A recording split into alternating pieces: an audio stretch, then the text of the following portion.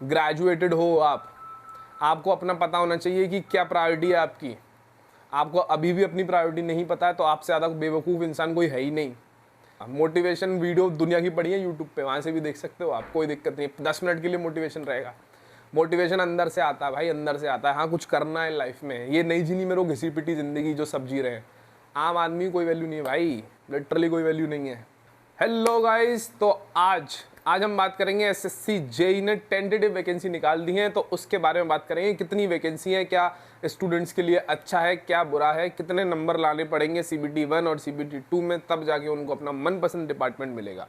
ठीक है, आशा करता हूँ आप सबकी तैयारी अच्छी चल रही होगी। चलिए तुरंत देख लेते हैं एक बार वैकेंसी एसएससी जेई 2025 में। ये वैकेंसी टेंटेटिव है, मतलब अभी फाइनल वैकेंसी नहीं आई है। फाइनल वैकेंसी इन वैकेंसी से ज़्यादा भी हो सकती है और कम भी हो सकती है। मेरे केस में कम हो गई थी तो टेंशन नहीं लेना, बढ़ भी जाती हैं तो कोई टेंशन लेने की बात नहीं है। आप अपनी तैयारी को करते रहिए, ठीक है। तो ये आई वैकेंसीज। तो कुछ डिपार्टमेंट्स है, एक है बीआरओ। बीआरओ में सिर्फ और सिर्फ मेल कैंडिडेट्स ही एलिजिबल होते हैं, ये सबको पता है। तो बीआरओ में total vacancy, the maximum vacancy BRO में है कितनी, इतनी है, मतलब 796। अनरिजर्व मतलब जनरल होता है, ईडब्ल्यूएस यानी कि economic weaker section, OBC, SC, ST, ये सब है। सिविल वालों के लिए इतनी है, इलेक्ट्रिकल मैकेनिकल बीआरओ में इतनी है टोटल, बहुत बढ़िया। सीडब्ल्यूसी में इतनी है मैकेनिकल के लिए, और सिविल वालों के लिए इतनी है, देखते हैं। तो ये सीपीडब्ल्यूडी काम का इंपॉर्टेंट डिपार्टमेंट, जो सबसे ज़्यादा बच्चों का सपना इसी का होता है। तो सीपीडब्ल्यूडी में सिविल वालों के लिए है 210, और इलेक्ट्रिकल मैकेनिकल भी भर सकता है। मैं मैकेनिकल से हूँ तो मेरे को सीपीडब्ल्यूडी मिल गया है, ठीक है। तो इलेक्ट्रिकल प्लस मैकेनिकल की जो वैकेंसी है 94 है, मेरे टाइम पे भी इतनी थी, मतलब लास्ट ईयर भी 92 अप्रॉक्सीमेटली। तो सीपीडब्ल्यूडी की वैकेंसी वो रिमेन सेम ही रही है लास्ट ईयर की तरह, ठीक है। दूसरा इंपॉर्टेंट डिपार्टमेंट होता है एमईएस, तो मिलिट्री इंजीनियरिंग सर्विसेज में मैकेनिकल इलेक्ट्रिकल की 136, it is also good vacancy. और सिविल वालों के लिए 202 है। ये फरक एवरेज वगैरह ये आप एक बार देख लेना। तो बेसिकली मुद्दे की बात करूं तो टोटल कितनी वैकेंसी है सिविल में अगर देखी जाए तो टोटल है हमारी, वैसे टोटल देखी जाए तो सिविल इलेक्ट्रिकल मैकेनिकल को मिला के 1731 वैकेंसी है, सारी जनरल ओबीसी सबको मिला के, ठीक है। लेकिन सिविल वालों के लिए कितनी है, सिविल वालों के लिए 1332 है, ये मैंने कर दी है, ये सॉर्ट आउट कर दिया आपके लिए। मैकेनिकल वालों के लिए इतनी बची है, ठीक। और उसमें भी जनरल के लिए, जो जनरल के हैं उनके लिए सिर्फ और सिर्फ इतनी वैकेंसी है, मतलब उनकी सीट्स इतनी ही हैं, सिर्फ 605 सिविल स्टूडेंट्स के लिए।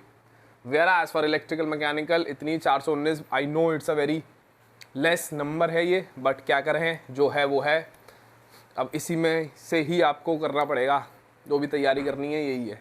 आपको तो सिर्फ एक सीट चाहिए, तो टेंशन मत लो, तैयारी करो, अच्छे से करो, ज़रूर होगा, ठीक है। चलो एक बार और देख लेते हैं।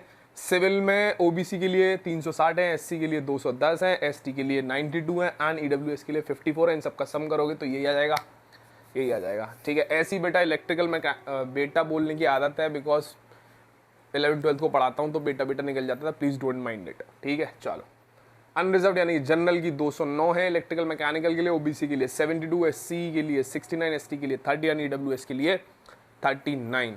कैटेगरी सर्टिफिकेट आपका क्रूशियल डेट का पहले का होना चाहिए, ईडब्ल्यूएस भी क्रूशियल डेट के पहले का होना चाहिए। इस बार की क्रूशियल डेट थी 21 जुलाई, 21 जुलाई से पहले का आपका सर्टिफिकेट होना चाहिए, ओबीसी का, एससी का, एसटी का एंड ईडब्ल्यूएस का।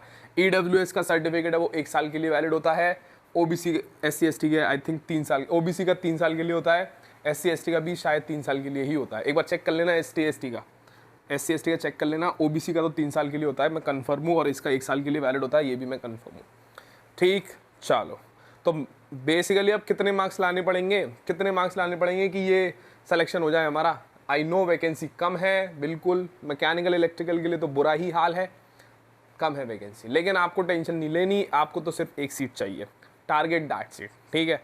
तो कट ऑफ देख लेते हैं एक बार, पता चल जाएगा कि कितने लें। 2024 में सिविल के लिए सीपीडब्ल्यूडी की कट ऑफ गई है 400.9, मैक्सिमम गई है। बीआरओ के लिए दैट इज 375 मिनिमम। तो बेसिकली आपको इन दोनों के बीच में नंबर लाने पड़ेंगे, total marks CBT 1 plus CBT 2, तब जाके आपको कोई ना कोई एक डिपार्टमेंट मिल जाएगा लास्ट ईयर का, अगर मैं बात करूं तो, ठीक है।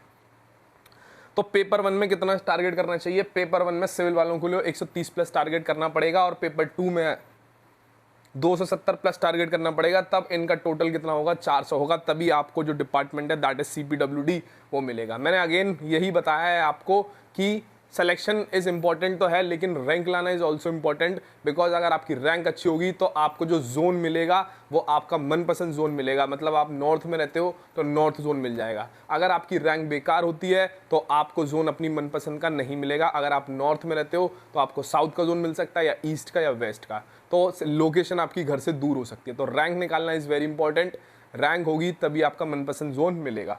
तो बेसिकली आपको इन दोनों के नंबर के बीच में लाने पड़ेंगे अपने टोटल मार्क्स सिविल वालों के लिए, लास्ट ईयर का अगर ट्रेंड देखा जाए तो CBT 1 में इतने और CBT 2 में इतने टारगेट करने पड़ेंगे, तभी आपको 400 आएंगे। टारगेट है ये, ठीक है। चलो अब इलेक्ट्रिकल मैकेनिकल की बात करूं तो last year last year 433 is a huge number out of 500। बहुत कंपटीशन है, लोग लगे पड़े हैं, 2-3 साल से लगे पड़े हैं। आपको उन लोगों से डिफ्रेंशिएट होना पड़ेगा, तभी आपकी रैंक आएगी। जो जितना टाइम दे देगा उसका सिलेक्शन हो जाएगा, सिंपल सी बात है। BRO की सबसे कम गई थी 415, तो बेसिकली लास्ट ईयर 415 से 433 के बीच में कट ऑफ गई थी। मेरे आए थे 442, 42 टोटल नंबर AIR 5, ठीक। तो अगर देखा जाए तो CBT 1 में कितना टारगेट करें, CBT 1 में आपको 150 से प्लस टारगेट करना ही पड़ेगा, और CBT 2 में 280 से प्लस टारगेट करना ही पड़ेगा, तब जाके टोटल 430 प्लस होगा, तब जाके आपको CPWD मिलेगा, तब जाके आपकी रैंक बनेगी, तब जाके आपका जो फेवरेट जोन है वो मिलेगा, लोकेशन आपकी फैमिली के पास होगी। इतना टारगेट करें। आई नो टफ है, चीज़ें ऐसी नहीं मिल जाती हैं, मुश्किल से मिलती हैं। इतना आसान होता तो सब कर लेते। बहुत से लोग तो इन्हीं वैकेंसी को देख के गिव अप कर देंगे, आधा कंपटीशन तो गायब हो गया आपका, ठीक है। कुछ लोग सोच रहे होंगे अरे वैकेंसी इतनी कम है, तैयारी करनी चाहिए या नहीं करनी चाहिए इसकी। भाई तुम्हारे ऊपर है। टेक्निकल अच्छा लगता है, टेक्निकल की जॉब करनी है तो गो फॉर दिस। अगर टेक्निकल नहीं अच्छा लगता है, go for the non technical exams. कुछ लोग तो डर जाएंगे, भाई जो डर गया सो घर गया। डरना नहीं है। हाँ, मेरा स्कोर बता देता हूँ, मेरा स्कोर कितना आया था। मेरा स्कोर इतना आया था, 500 में थे, CBT 1 में 152 थे, CBT 2 में 290 थे। मेरा स्कोर इतना था। AIR 5 OBC कैटेगरी से फॉर्म भरा था, लेकिन जनरल से सिलेक्शन हुआ है मेरा, जनरल से सिलेक्शन हुआ है, तब भी आपको जो OBC का सर्टिफिकेट दिखाना ही पड़ेगा। अभी डॉक्यूमेंट वेरिफिकेशन की डेट आ गई है CPWD की, तो मेरा डॉक्यूमेंट वेरिफिकेशन करवाने जाऊंगा तो वहां पर मेरे को OBC का सर्टिफिकेट प्रेजेंट करना पड़ेगा, even though my selection is from the general category. General से सिलेक्शन हुआ है, जनरल से ज़्यादा नंबर है, ठीक। चलो तो ये बात क्लियर है। कोई भी डाउट हो आप कमेंट सेक्शन में लिख देंगे। हाँ, नोट्स की मैं कोशिश कर रहा हूँ कि जल्द से जल्द आपको प्रोवाइड कर दूँ, थोड़ा टाइम इशू है। कौन सी टेस्ट सीरीज बेस्ट है, कौन सा यूट्यूब चैनल बेस्ट है, ये सब बता दूंगा मैं आपको आने वाली वीडियोस में, ठीक है। तब तक के लिए आप अपनी तैयारी अच्छे से करते रहिए, सारे डिस्ट्रैक्शंस को दूर करो, लाइफ से प्रायोरिटी सेट करो। भाई अगर इतने बड़े हो गए हो आप, 25-20 से, मतलब ग्रेजुएटेड हो, डिप्लोमा हो या बीटेक हो, ग्रेजुएटेड हो आपको अपना पता होना चाहिए कि क्या प्रायोरिटी है आपकी। आपको अभी भी अपनी प्रायोरिटी नहीं पता है तो आपसे ज़्यादा बेवकूफ़ इंसान कोई है ही नहीं। आपको प्रायोरिटी चुनो कि प्रायोरिटी सोना है या प्रायोरिटी पढ़ना है, प्रायोरिटी किसी से बात करना है या प्रायोरिटी पढ़ना है, प्रायोरिटी खेलना है या पढ़ना है।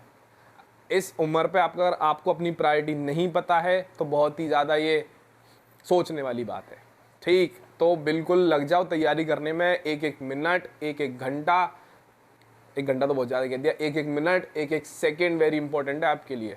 वीडियो की लेंथ मैं छोटी रखूँगा, कोई फालतू बात नहीं करूँगा, सिर्फ और सिर्फ मोटिवेट करने की कोशिश करूँगा। मोटिवेशन वीडियो दुनिया की पड़ी है यूट्यूब पे, वहाँ से भी देख सकते हो आप, कोई दिक्कत नहीं। 10 मिनट के लिए मोटिवेशन रहेगा।